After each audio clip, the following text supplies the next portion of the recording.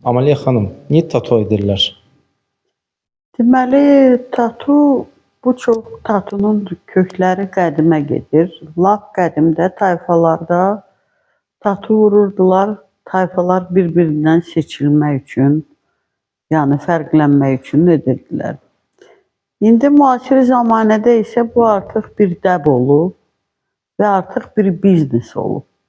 Bu saat bu inkişaf eləmiş paytaxtlarda, şəhərlərdə tatu salonları eyni qədərdir.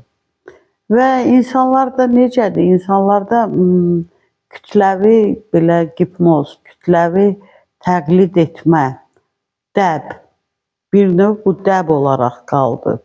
Amma dərin psixoloji köklərinə biz baş vursaq, özünü təsdiqləmək, özünü nümayiş etdirmək, özünü daha güvənli hiss etdirmək, bədənimin gözəl hissələrini nümayiş etdirmək. Çünki tatunu görübsünüz, nə formalarda vururlar, nə mövzularda vururlar, orada mövzuları da ayrıdır. Amma kökü özgüvənsizlikdir və ən çox tatuya meyillidir yeniyetməlik dövründə olanlar və biz bir çoxlarını tanıyırıq, hansılar ki, sonra müəyyən yaş devrindən sonra peşman olub pozdurmağa da başlayırlar. Məsələn, Sovetin devrində bizim vaxtlarda tatunu ancaq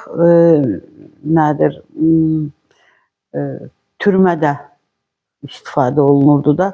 Biz görürdük, kimin əlində tatu varsa, orada da azadlıqdan məhrum olunan, tənha qalan, tək qalan, özünü təsdiqləmək istəyən insanlar yazırdı.